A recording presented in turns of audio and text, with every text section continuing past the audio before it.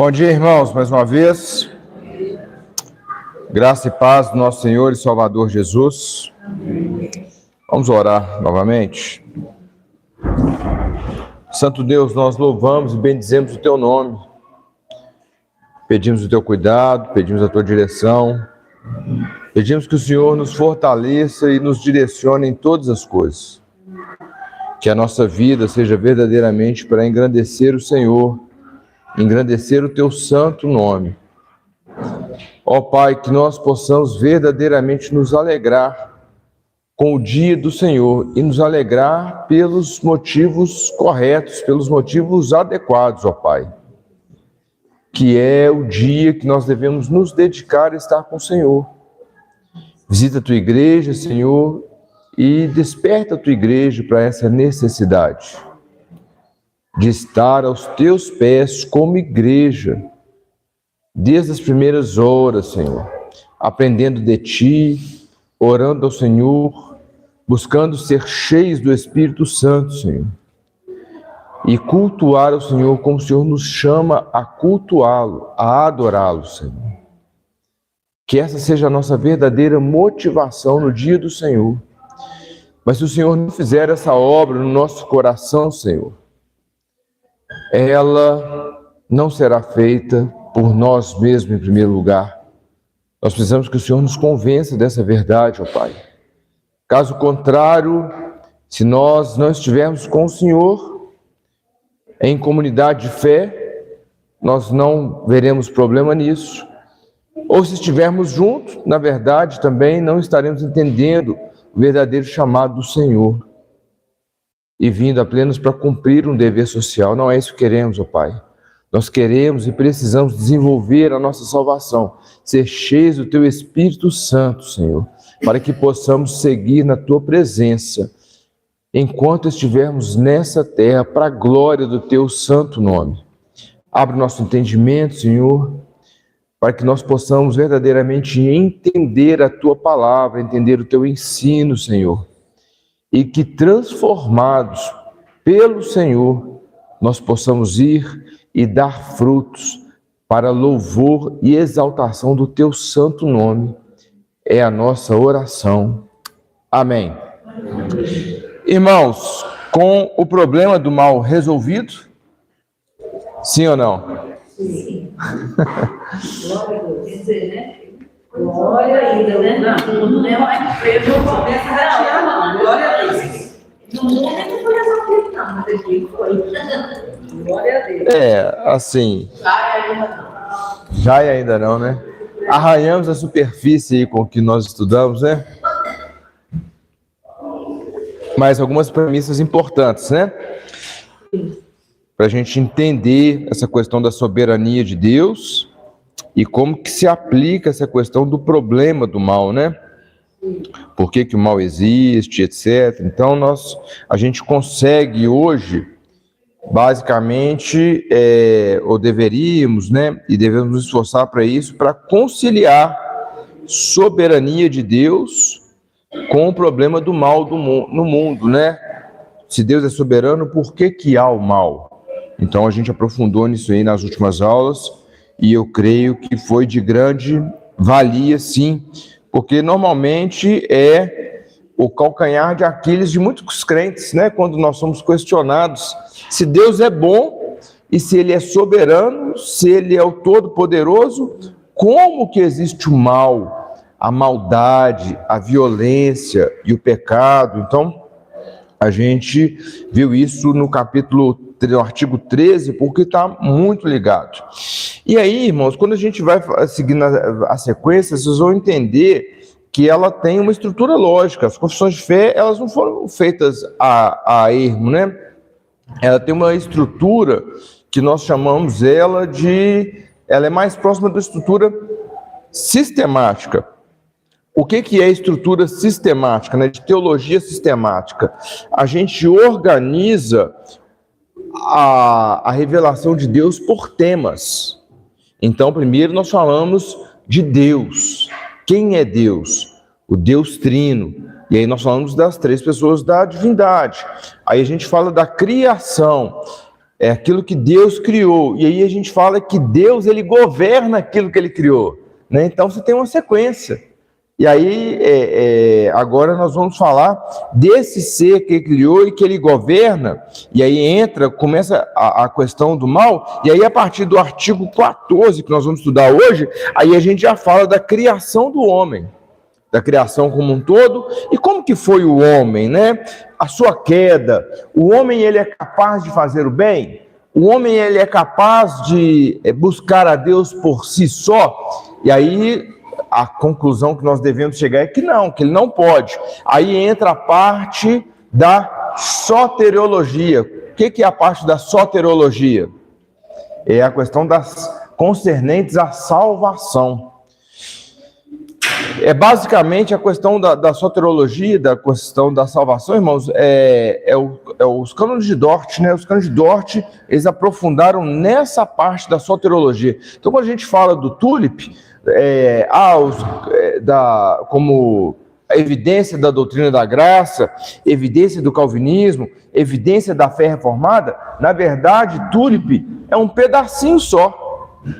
É um pedacinho, que é o pedacinho que fala só da salvação do homem. E aí a gente vai seguindo. Ok? Muito bom. Mais uma estrelinha para você, irmã. Quem abrir aí, quiser ler, então, por favor, artigo 14.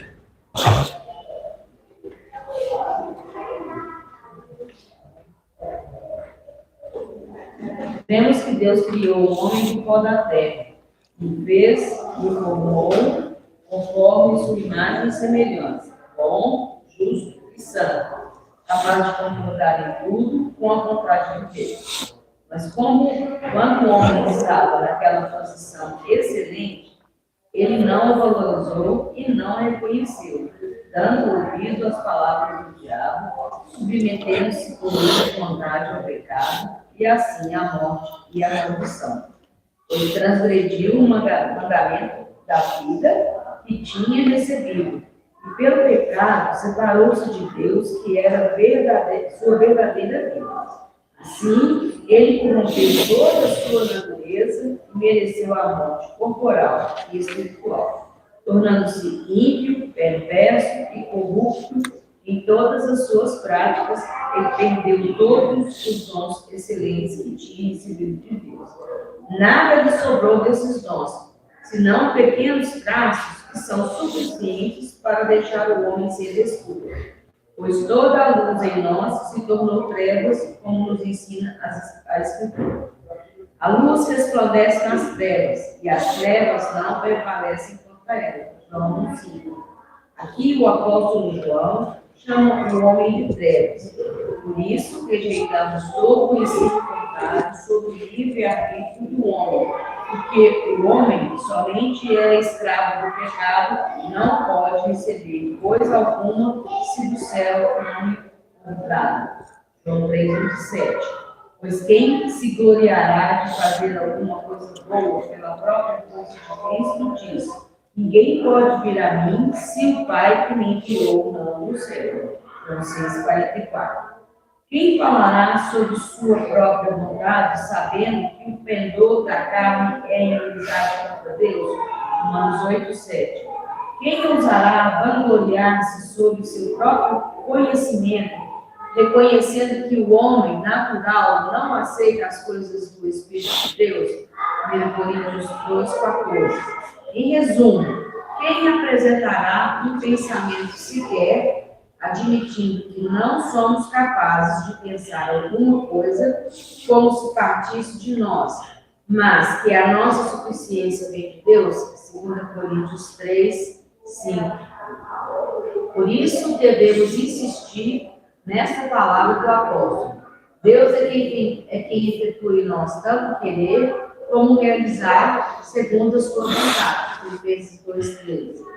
Pois somente o entendimento ou a vontade que Cristo opera no homem está em conformidade com o entendimento e a vontade de Deus, como ele ensina. Sem mim, nada podeis fazer. João 15. Claro, claríssimo, né, irmãos? Posso até ir embora. Não, é claro, claríssimo.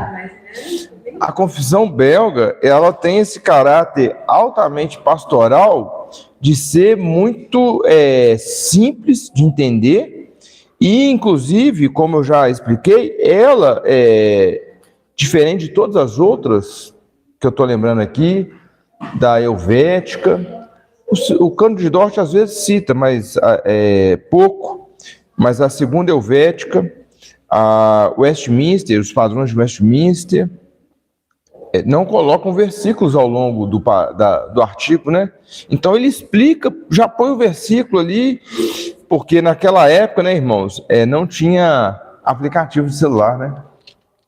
Então, então era mais difícil enfim, a pessoa manusear aqueles livros, né? Todos e tal. Então ele já coloca aqui. Então assim, é muito proveitoso, muito bom. Mas e aí? Eu quero ouvir vocês.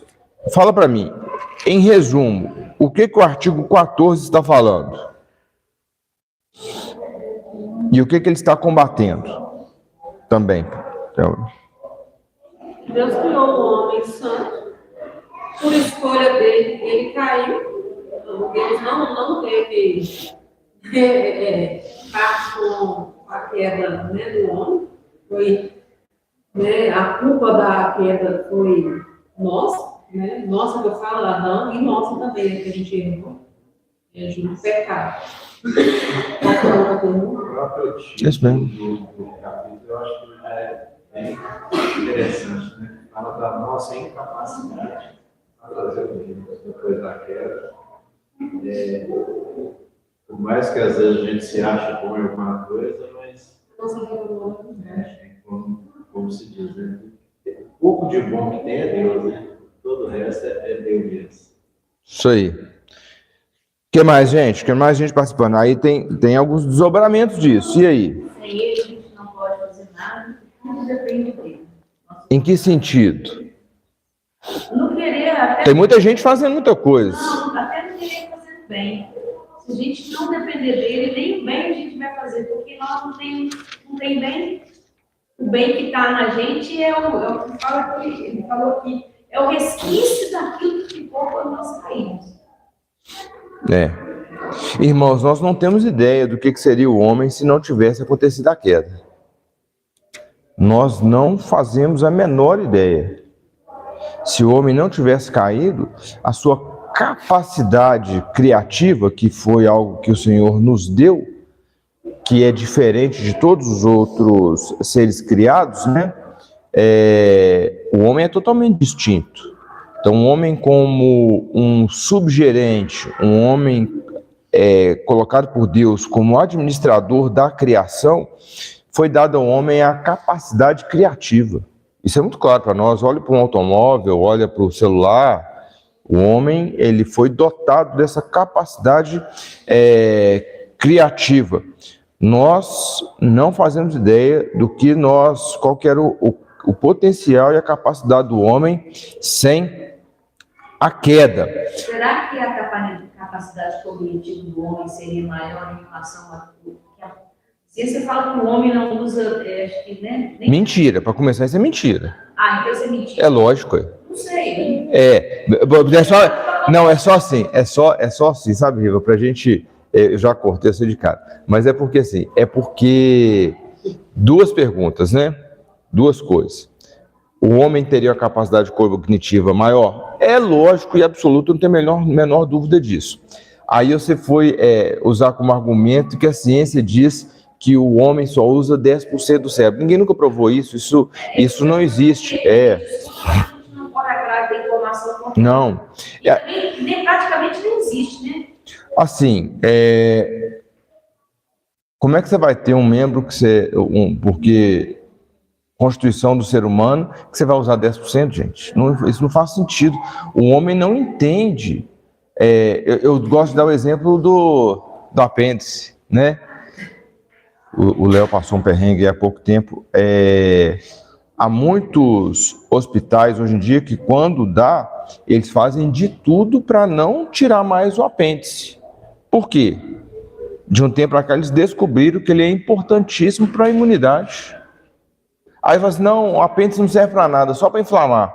E eu, quando a ciência não tinha, falei assim, olha, vocês não descobriram ainda, mas é óbvio, é lógico que o apêndice tem uma finalidade, como que o Deus Todo-Poderoso, todo sábio, vai criar um homem com um órgão que ele não precisa. Vocês não descobriram ainda. Aí, depois disso, descobriram. Aí descobriram, olha só, ele serve para alguma coisa. Então, assim, com certeza a capacidade cognitiva do homem seria maior, porque ele foi afetado em todo o seu ser, né? Usando, só que assim, você ia usar os mesmos 100%, mas vamos falar assim, com mais eficiência, né? Com mais eficácia, com certeza, ia ter isso. Mas aí a gente tem outros desdobramentos ainda no artigo, irmãos. O segundo desdobramento que ele está combatendo, o homem pode conhecer a Deus por si mesmo, né? Você não vai chamar dele. É isso que ele está combatendo, o pensamento de que um homem ele é capaz de chegar a Deus. Então, pastor, eu gostaria de até perguntar uma coisa para o senhor. Ontem o senhor falou sobre a salvação, a gente sabe que ela é modernista, né? Mas o senhor falou que a santificação era espiritista. Sim. Eu tenho muita dúvida sobre isso por causa desses versículos que foram colocados aqui. Por exemplo, eu sem mim não podeis fazer, principalmente por isso. Deus é quem efetua em vós tanto querer como realizar. Então, certo. Se é Deus que efetua, é claro que aqui no contexto ele está falando sobre salvação. Mas eu acho que a gente pode extrair esses princípios também para aplicar a santificação. Não, você mesmo já respondeu. Se você falou que ele é para salvação, por que eu vou usar ele para santificação? Eu estou falando assim. Não, você já respondeu. Você já respondeu. Para que você vai caçar pelo em ovo? Você acabou de falar que é para salvação. Se é para salvação, para que você vai usar ele para santificação? Porque senão, o texto fala sobre isso. O pecado não é culpa sua, é culpa do Senhor. Por quê? Filipenses 2,13. Deus efetua em vós tanto querer como o realizar segundo a sua vontade. Então Deus quis que eu pecasse. Deus querendo que eu pecasse e Ele não me dirigindo para fazer o bem, a culpa é de Deus. É isso que você está falando. Quanto à santificação. Claro. Eu cortei na raiz para não evitar mais heresia. Mais bobagem.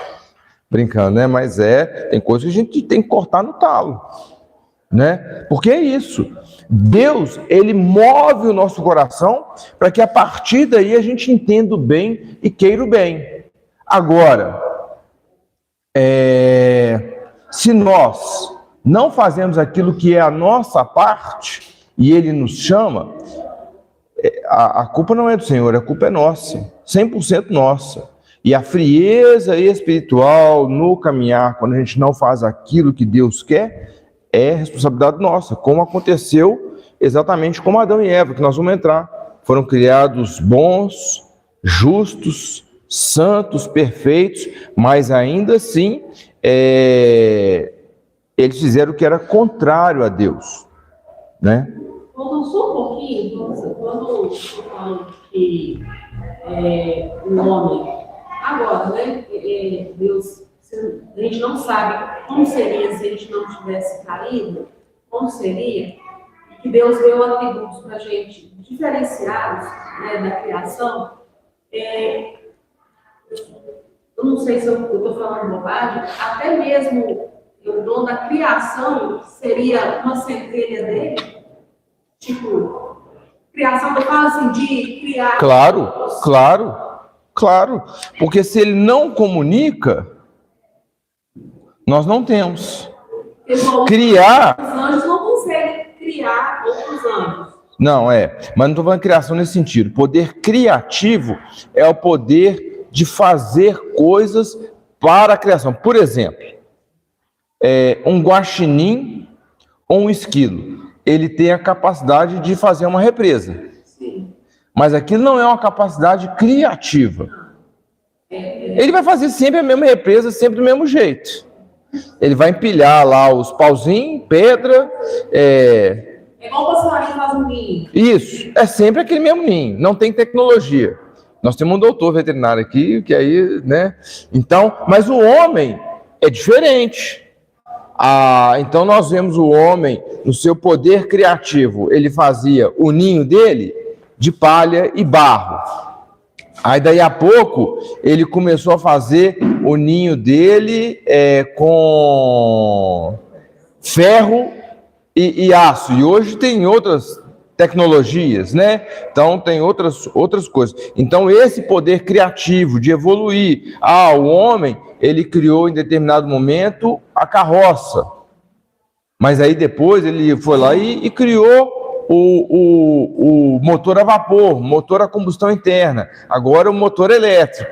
Então essa questão de criação, não nesse sentido de reprodução, porque aí todos têm, né? E isso é inato.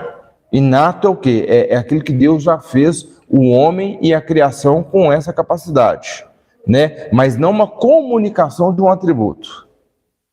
Que aí o homem, ele é distinto nesses termos.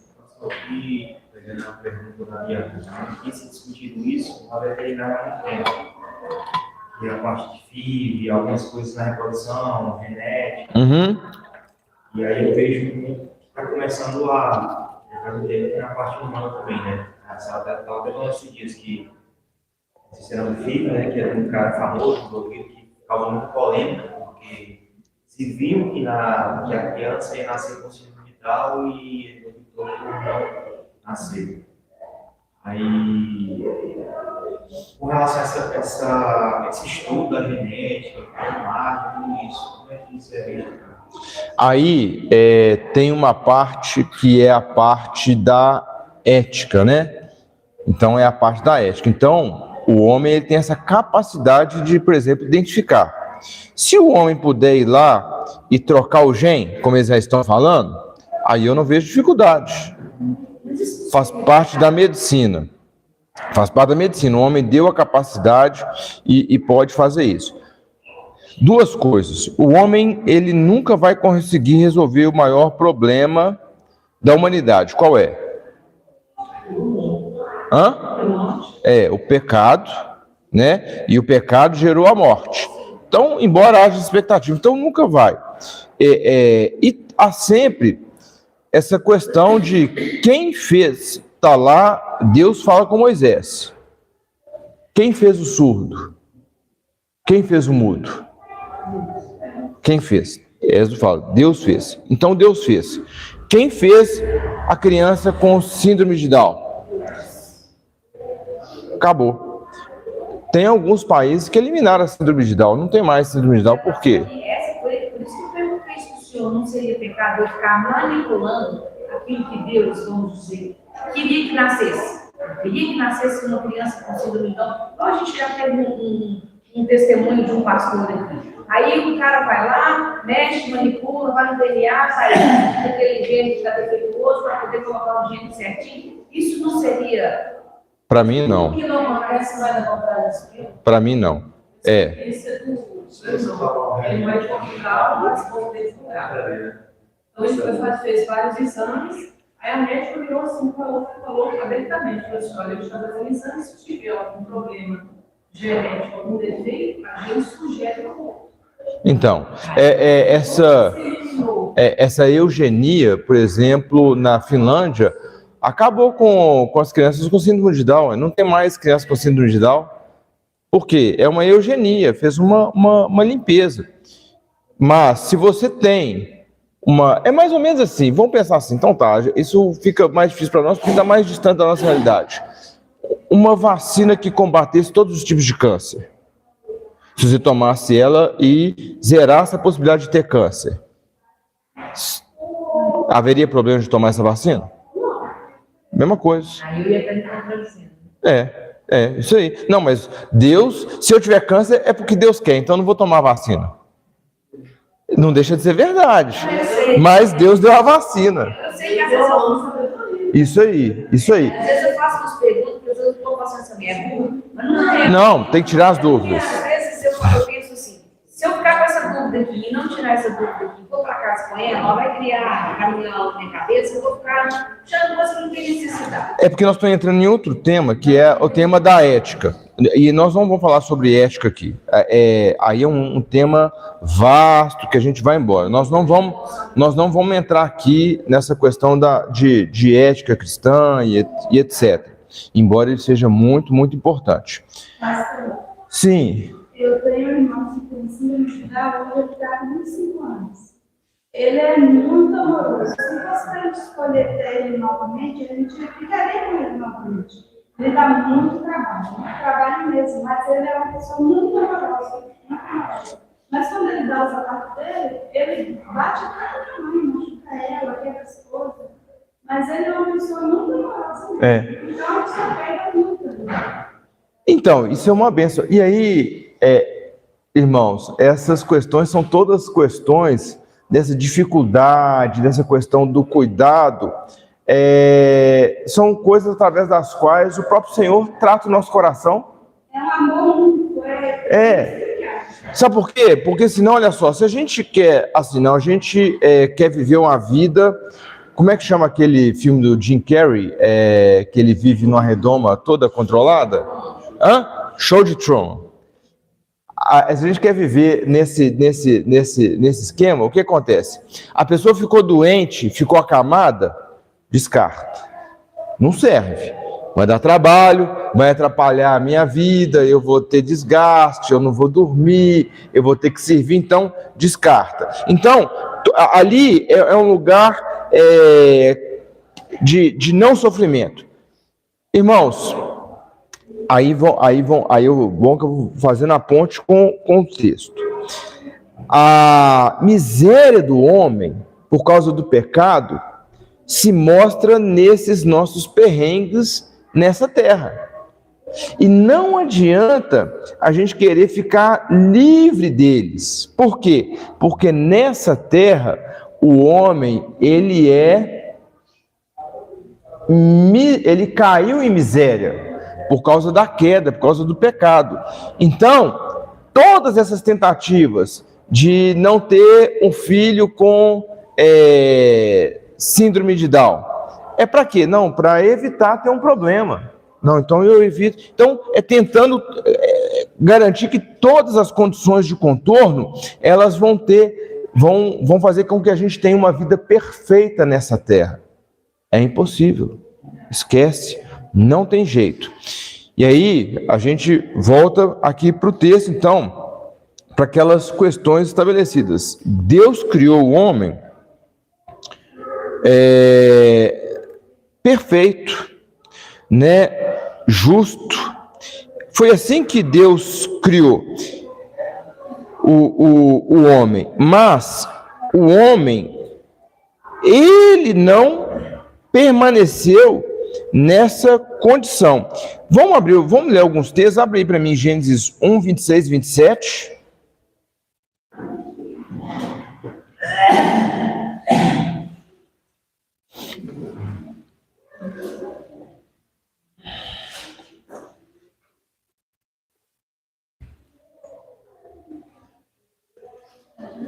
Um, 26 e 27? Isso. Também disse Deus: façamos o homem à nossa imagem, conforme a nossa semelhança. Tenha ele domínio sobre os peixes do mar, sobre as aves dos céus, sobre os animais domésticos, sobre toda a terra e sobre todos os répteis que rastejam pela terra. Criou Deus, pois, o homem à sua imagem. A imagem de Deus o criou. Homem e mulher os criou. Verso 31. Desse mesmo. Isso, 1:31. Viu Deus tudo quanto fizera, e eis que era muito bom. Houve tarde e manhã, o sexto dia. Era muito bom. Deus criou com excelência. Então Deus criou o homem bom, justo e santo. E olhou para toda a criação, inclusive para o homem, e falou assim: muito bom. Então nós vamos ter esse discernimento. Certa vez fala assim: mas Deus, ele não foi criado perfeito. E eu já disse isso algumas vezes. Um Deus perfeito, ele não pode criar absolutamente nada imperfeito, porque senão Deus não é perfeito. Um Deus perfeito cria coisas perfeitas. Então ele criou ele perfeito. E aí, uma das coisas, quando a gente vai entrar aqui do livre-arbítrio, tem que ficar claro para nós que o homem, ele não foi criado neutro. Não foi criado neutro. Ele não foi criado moralmente incompleto. O homem nunca foi neutro. Inclusive, agora ele não é neutro. O mito da neutralidade, nós temos esse assunto, a gente pode até desenvolver depois. O mito da neutralidade, não, o homem, não, eu não sou nem direita e nem esquerda. Mentira. É alguma coisa. Ah, não, eu não sou nem crente nem descrente, eu sou um livre pensador. Não, esquece, não tem neutralidade de pensamento, não tem. Pensamento neutro, irmãos, é uma grande mentira. Não existe isso. E lá, quando Deus criou, ele não criou o homem neutro. Não criou ele faltando alguma coisa. Ah, ele era neutro, podendo tender para o bem ou para o mal. Deus não criou dessa forma. Ele criou a imagem e semelhança. A comunicação de vários atributos fez o homem bom. E aí, o homem, ele escolheu, ele de pura vontade, ele escolheu o que ele fez. Tá claro isso? Tá ligando diretamente com o artigo anterior. Então, Deus fez o homem bom. Ele não fez o homem neutro, não fez o homem faltando alguma coisa do ponto de vista moral. Deus não fez isso. E aí, o que o homem faz? Ele se rebela voluntariamente. Qual o mecanismo usado para que ele se rebelasse contra Deus? Qual foi o mecanismo? Qual foi a forma? Tentação, ele foi tentado. O homem foi tentado. E ali naquele momento, ele poderia dizer não?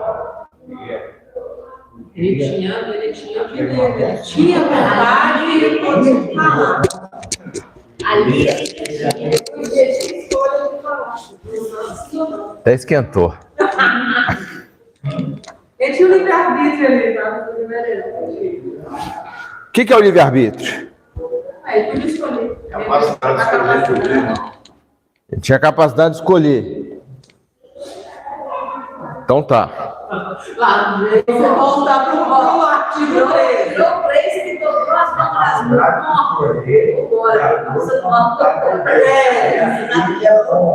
Obrigada, Ceci. Eu não vou nem entrar nesse mérito. Ainda bem.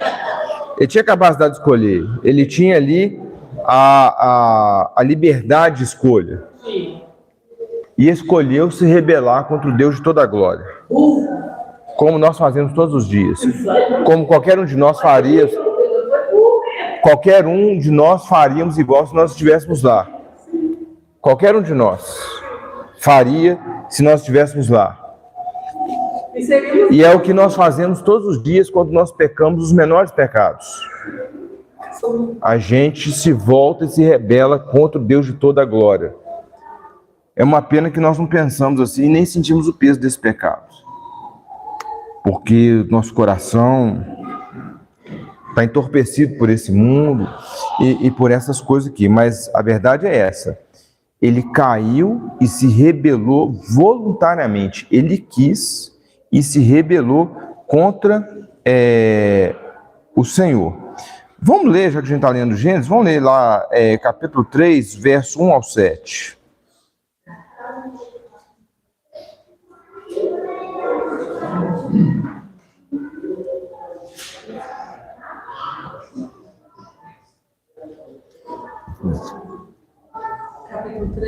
Verso 1 ao 7.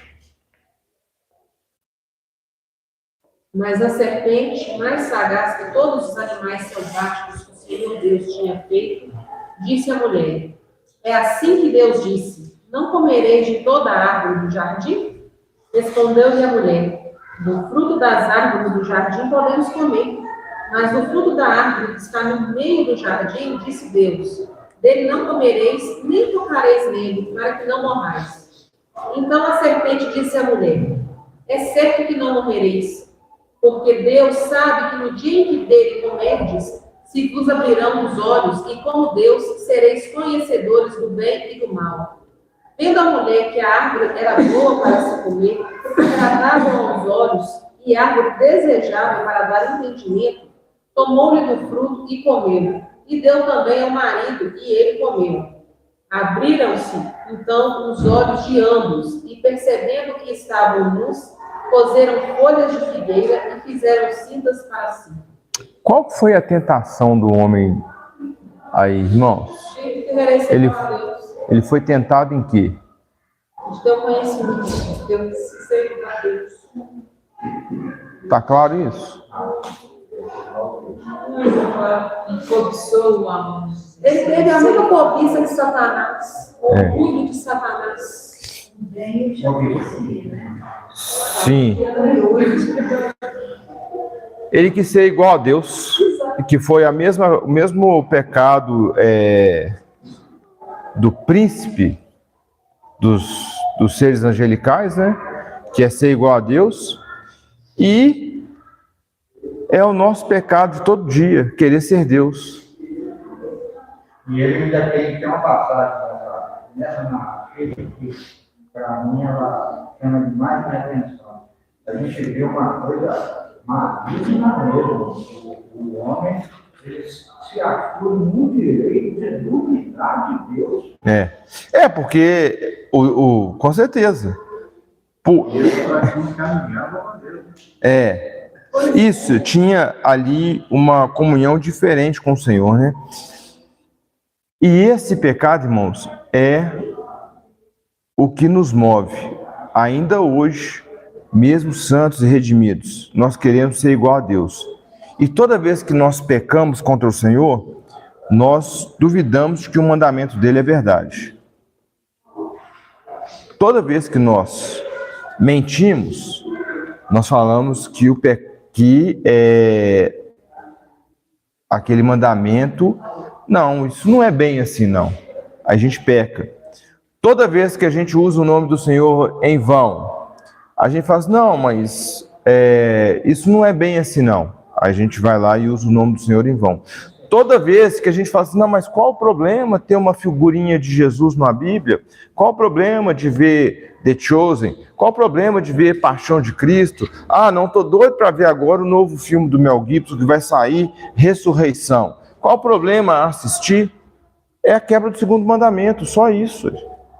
Então nós nos posicionamos, arrumamos uma teologia toda espúria e esquisita, para poder falar assim, não, mas não tem problema nenhum eu assistir a série, não tem problema nenhum, é uma Bíblia de crianças com a figura de Jesus, qual o problema?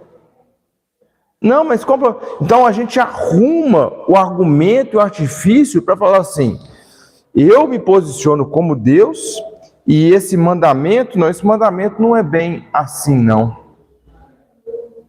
Né? Então, esse foi o problema lá, foi o pecado, e nós caímos nessa miséria de achar que nós somos Deus. Então, o tempo todo, a nossa luta deve ser de trazer Cristo para o centro novamente e a gente sair de cena. Porque Deus é o centro, Cristo é o centro, nós não. Mas nós, independente de conhecimento intelectual, né, capacidade cognitiva, que a Riva falou aí, independente de posição financeira, status e poder, isso está no homem, desde o mais simples até aquele que se acha mais poderoso, de ser o centro. Nós nos colocamos nesse ponto toda hora. e a gente quer que tudo fica orbitando ao nosso redor. Então foi dessa forma que Satanás passou o laço ali. Agora, a desobediência foi voluntária.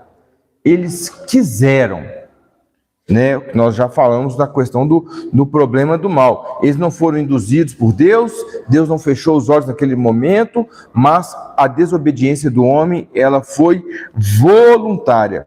E a queda, ela é algo factual, é histórico, aconteceu na história, foi um ponto na história, porque senão nós vamos incidir em outros problemas, aquela questão do Adão mítico, Adão como um tipo, e não é bem assim, a criação não é bem assim, e etc., mas eu também não vou voltar nisso não. Então a queda, ela é factual, ela é um ato na história. E Adão, por ser o cabeça federal, por ser a representação de toda a humanidade, então todos em Adão pecaram. Todos, sem distinção. Então por isso que há em nós essa raiz maligna e pecaminosa, que é o quê? É rebelião contra o Senhor. É uma apostasia contra o Senhor. Por que hoje, culturalmente, as pessoas estão falando sobre o pecado? Irmãos? Quando se fala, né? Porque geralmente não fala. Mas o que é o pecado hoje? Cada só quando você faz mal, assim. Não. Quando você faz algo para a sociedade. Um pouco. O pecado, ele tem sido chamado de um problema psicológico, uma fraqueza, uma questão cultural, mas o pecado não é mais rebelião contra o Deus de toda a glória. Até mesmo dentro das igrejas. Muitas igrejas não pregam mais sobre o pecado, né? É um negócio que nós temos que vigiar demais, porque nós somos pecadores. Então, toda vez que a gente é exposto a um texto bíblico, ele expõe o nosso coração e expõe o nosso pecado. E é claro que a gente não pode ser legalista e ficar só apontando pecado, falando de pecado. Nós temos que trazer também para Cristo, que é o escape, que é quem nos livra dessa morte eterna.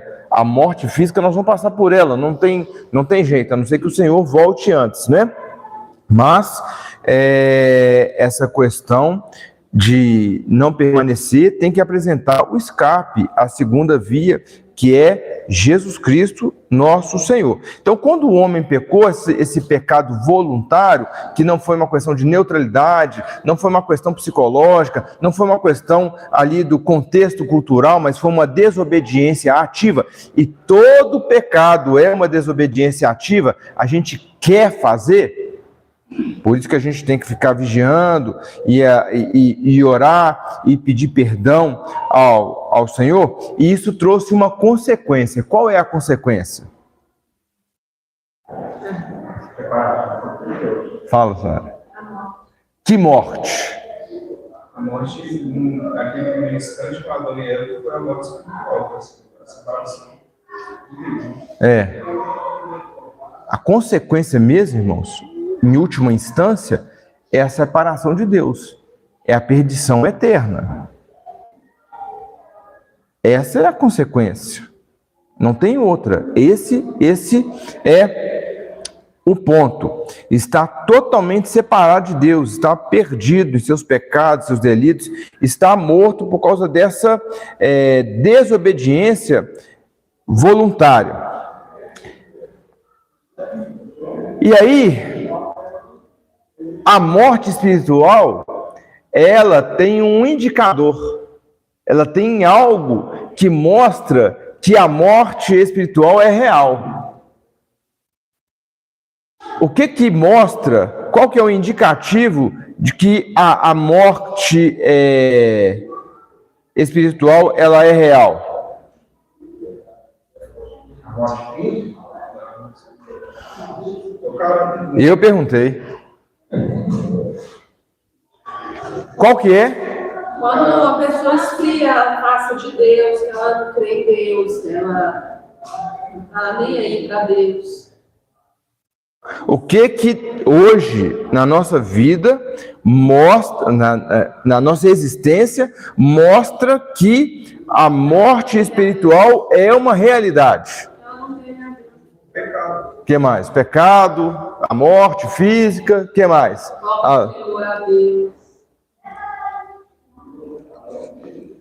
A evidência, irmãos, é a morte física através do sofrimento, das doenças e dos problemas. Então, a morte física, ela relembra o tempo inteiro que há um juízo.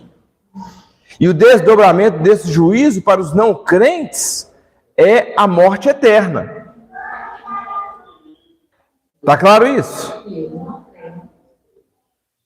Mas está aí, ninguém pode fugir dessa realidade. Como eu sempre digo, e a palavra diz, eles sufocam a consciência. Mas a gente morrer todo dia, irmãos, é porque nós somos muito orgulhosos. Todo dia, cada dor, cada insatisfação é um anúncio da morte física. E aí, ainda assim, nós abafamos a nossa consciência e não nos voltamos a Deus como deveríamos. Diante de cada aviso da nossa limitação, da nossa miséria, do nosso pequeno tempo aqui, o que a gente faz? Tenta resolver o problema pelas próprias mãos, para que nós possamos viver a nossa vida, mas nós estamos muitas vezes na nossa correria e etc., negligenciando ou endurecendo para o aviso do Senhor que nós vamos passar e que haverá um tempo de juízo. Já ver isso, que ele explica muito claro. Ok, intensifica. Mas o João, outro dia, eu estava fazendo, o João tá assim, opa, não, papo, tô com um negócio na barriga aqui e tal. Falei assim, meu filho, bem-vindo, é assim mesmo. Todo dia você tem que ter um trem, porque... Agora depois dos 40. Ué. Irmãos, um resfriado aponta para nossa miséria. Se for homem, então piorou.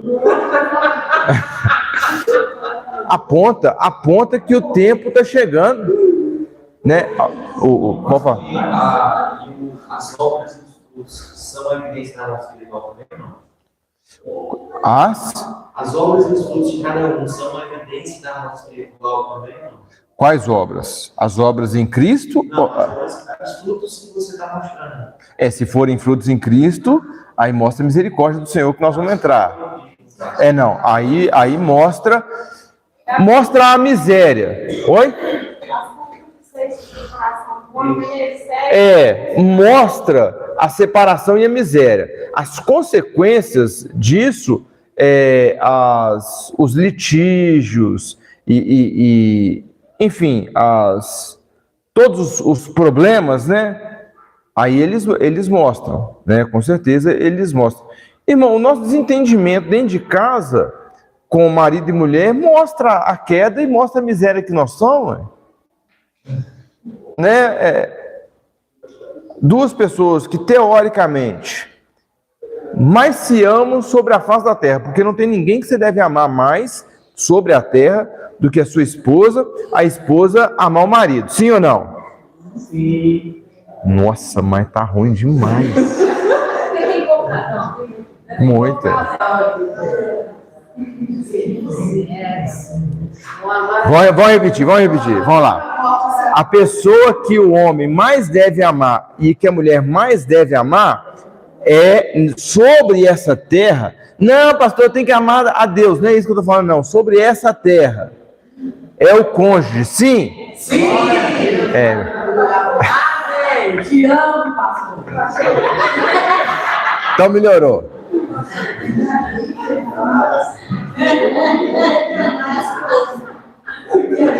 Aprendendo bem nessa, tá vendo? Submissa? Não, irmã, não. Aí você tem que...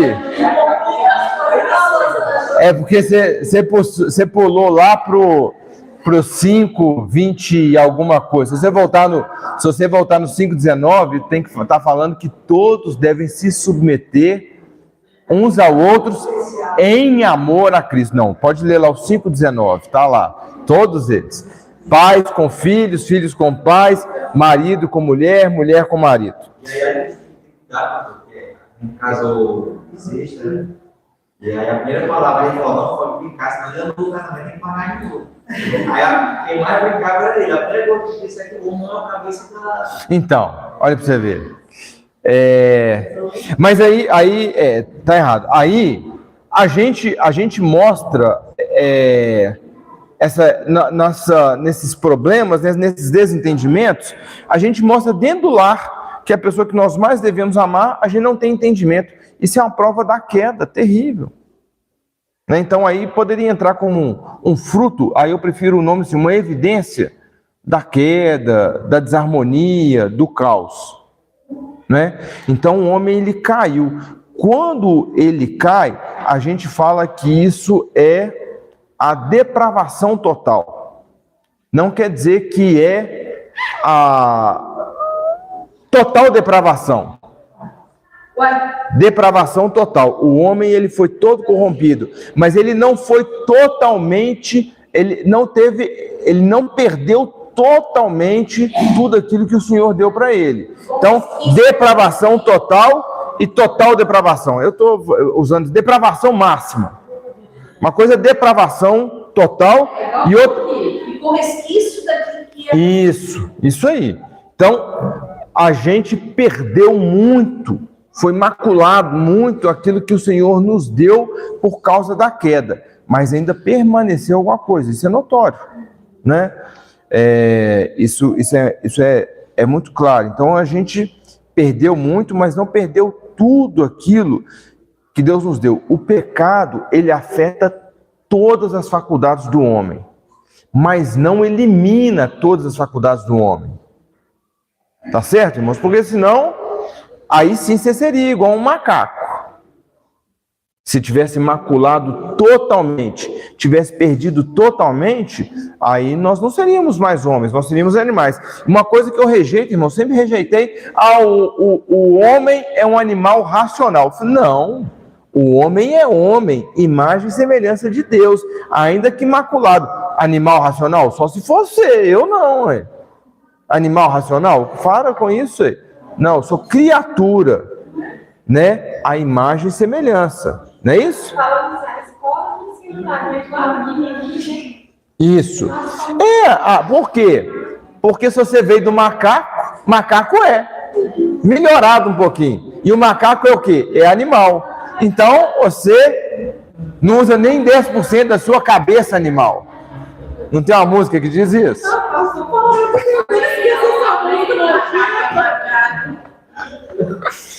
Então, macula a gente, mas não totalmente. E aí, irmãos, eu entendo que isso é graça de Deus, porque se tivesse perdido totalmente tudo, como que o homem, mesmo o eleito, ele poderia ser chamado por Deus novamente? Só se Deus desse uma martelada na cabeça e fizesse recordar, né? Não, se o homem perdesse totalmente tudo... Não, vou dar uma e acorda e aí... Não, deixaria de ser homem, né? Então eu vejo até aí, nós devemos ver até aí, a misericórdia do Senhor, né? Com certeza.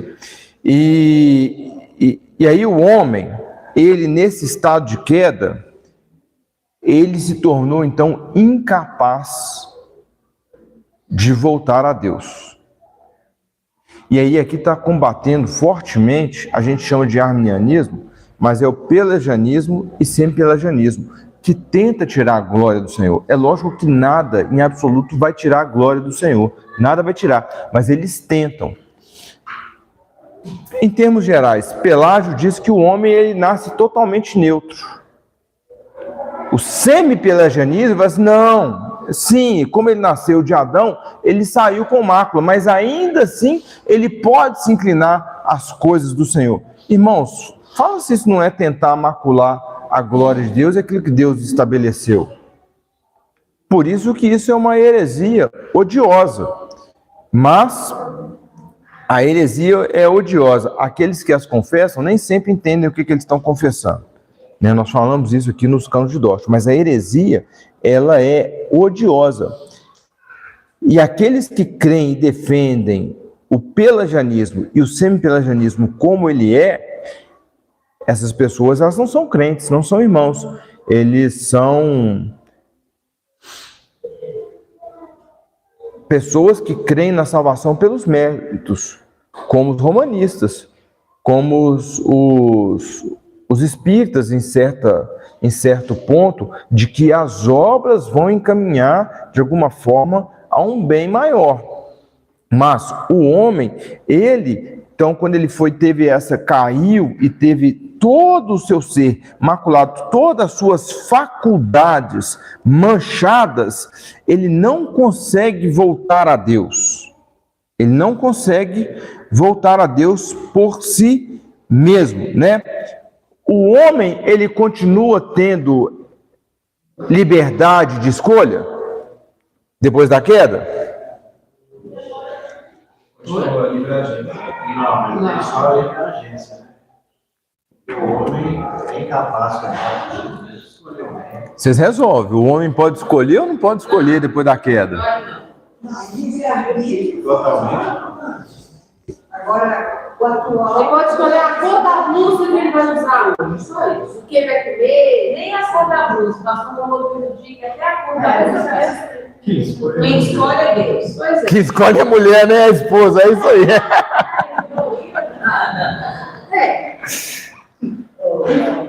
Pode escolher ou não pode, irmãos? Não.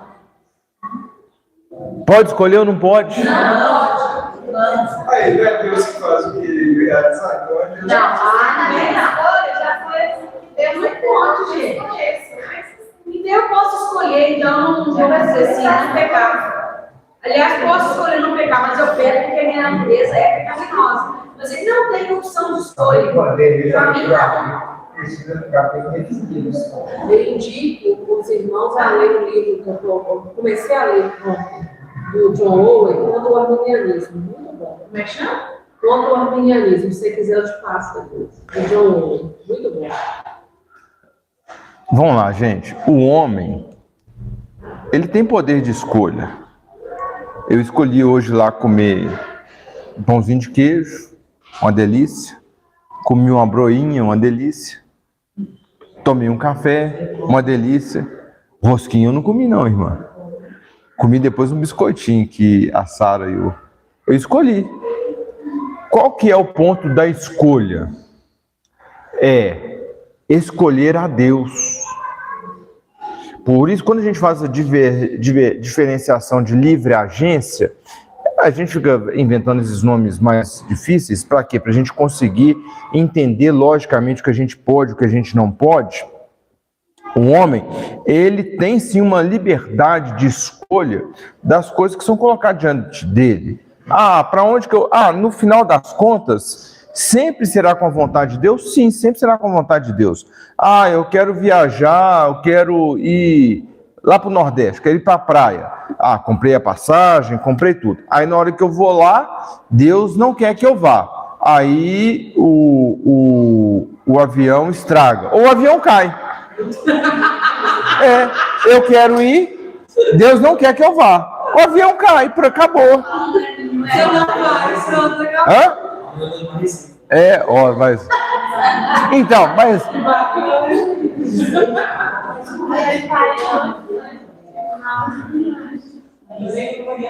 Mas eu falo assim, quando eu era metodista, eu aceitava Jesus. Não era Jesus que me aceitava. Isso. Aí, então, nesse ponto, eu digo que o homem não tem essa opção de escolha. Eu aceito Jesus. Isso. Na realidade, quem me aceita é ele. Mas o homem, ele tem possibilidade de escolhas das coisas... Não é fútil. Mas foi dada ao homem essa liberdade. É claro que no final das contas é sempre Deus que direciona. Então aquele negócio da cor da camisa, Deus já sabia a cor da camisa, isso é lógico, mas é um negócio que está ali diante de mim, né? Mas tem ali a livre escolha, mas não moral. A escolha moral, nós, quando a gente escolhe fazer o bem ou não, ainda é por um temor de direção da mão do Senhor. Porque tem muita gente que não é crente e tem um comportamento exemplar em vários sentidos. Tem gente não crente que cuida melhor da família do que muito crente. Infelizmente. Nós temos profissionais que não são crentes que trabalham melhor que muito crente. Infelizmente, irmãos, tem gente... Pior que tá gravando, né? Eu não vou falar mais não. Mas tem hora que você escolhe não crente a crente por causa de um resultado, de capacidade, de comprometimento e etc. Então, nós temos essas questões. Agora, se Deus não regenerar, se Deus não der outro coração, ninguém vai buscar a Deus. Sim ou não? Porque é exatamente isso que o artigo fala aí, João 6,44. Quem quiser, por favor, leia o versículo.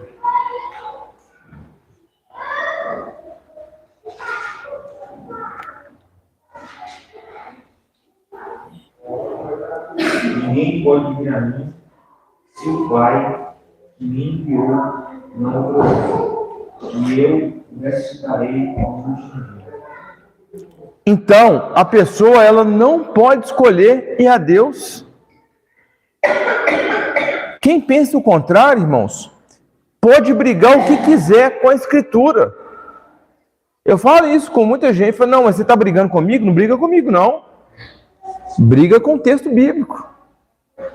Está claro, está claríssimo. Ninguém vai a Cristo se Deus não o der. Ah, não, mas Deus me dá quando eu escolho. Não está na Bíblia. Não está na Bíblia. Então, Deus, ele nos transforma o coração. Nós só podemos falar sim a Deus depois que ele transforma o nosso coração. Vocês lembram quando nós falamos sobre a ordem da salvação? A ordem dos salutos? Vocês lembram disso? Uns sim, outros não, né? Mas qual que é o primeiro ponto da ordem da salvação? Oi? Não. A ordem da salvação no ato que vem de Deus, no ato monergista, aquilo que vem de Deus. Qual que é a primeira coisa?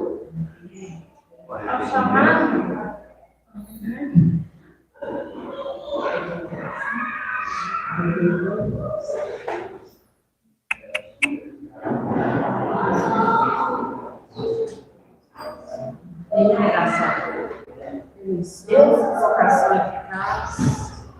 Primeiro vem a eleição, depois vem a vocação eficaz, regeneração, conversão, justificação, adoção, santificação, perseverança e glorificação. Teve que colar aí, né, irmão?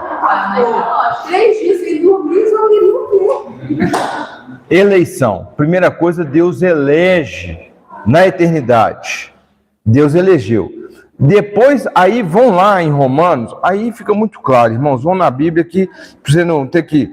Quando toda vez que falar da ordem da salvação, você vai lá em Romanos 8, que aí fica mais fácil de você lembrar.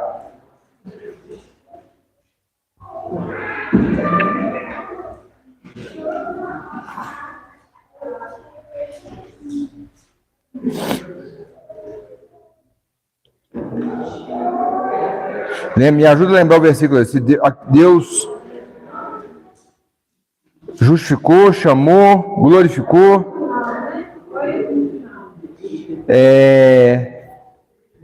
Sim, 8:29. Alguém lê o 29 e o 30.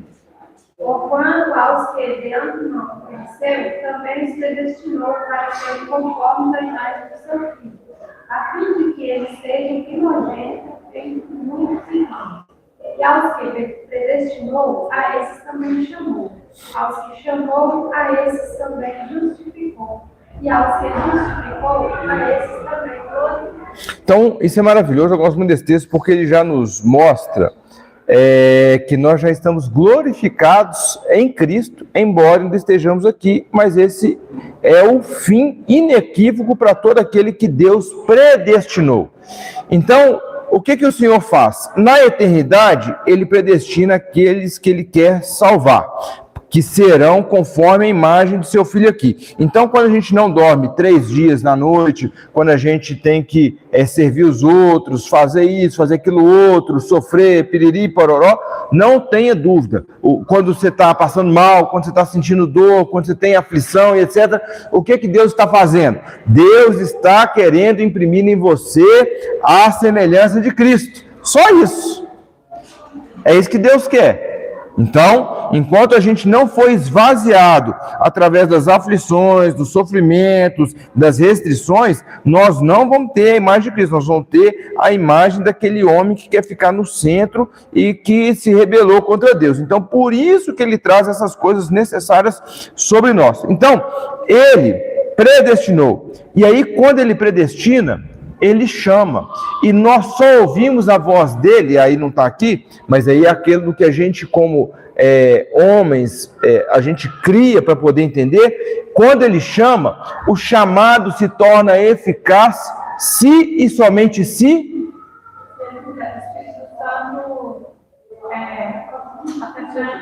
Sim, mas como que ele faz isso?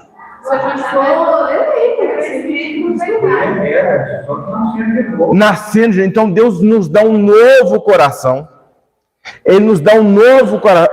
Irmãos, principalmente aqueles que se converteram já em idade adulta ou mais velhos.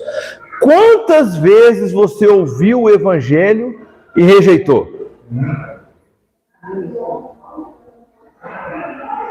Muitas vezes. Aí de repente você, ouvi,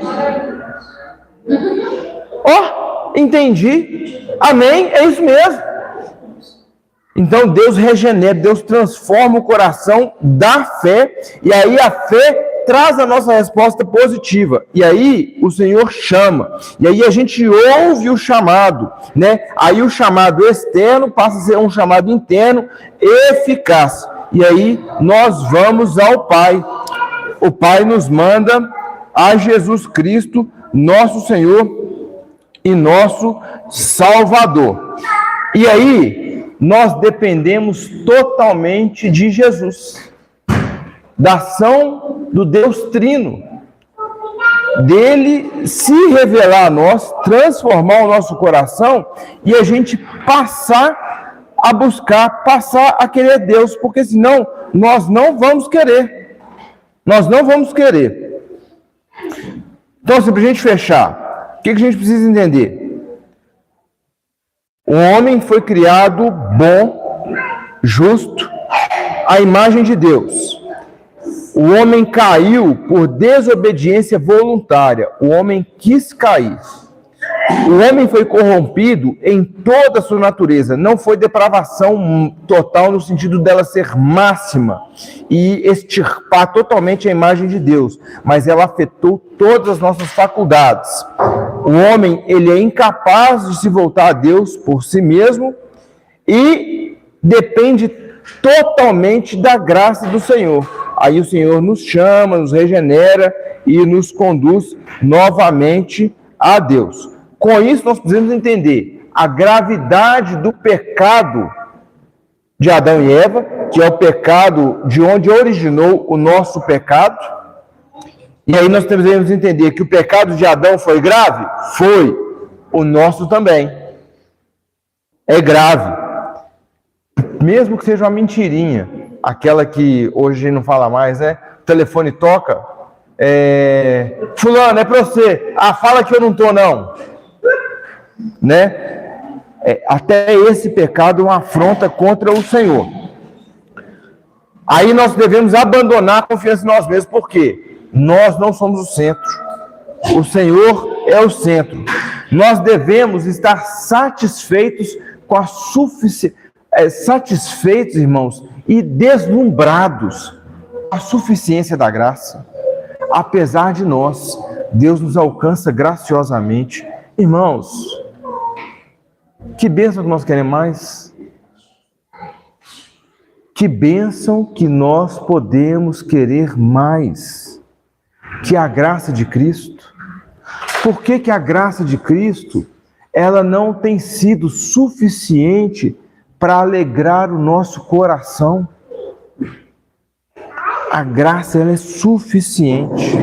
E aí, irmãos, nós olhamos para as Escrituras e vemos tudo que Cristo fez, desde a concepção, que a humilhação começa na concepção, até a crucificação e o andar com os discípulos sobre essa terra mais 40 dias. A obra de Cristo aqui, irmãos, ela tem que ser para nós um refrigério para a nossa alma, meditar nessas coisas, e um descanso. Aquele que, sendo Deus, veio a esse mundo caído, passou pelo que ele passou, por uma morte terrível, ele não é poderoso para cumprir a palavra dele e nos salvar? Aquilo que ele fez, irmãos, não é suficiente para a gente crer e, crendo verdadeiramente, descansar nele?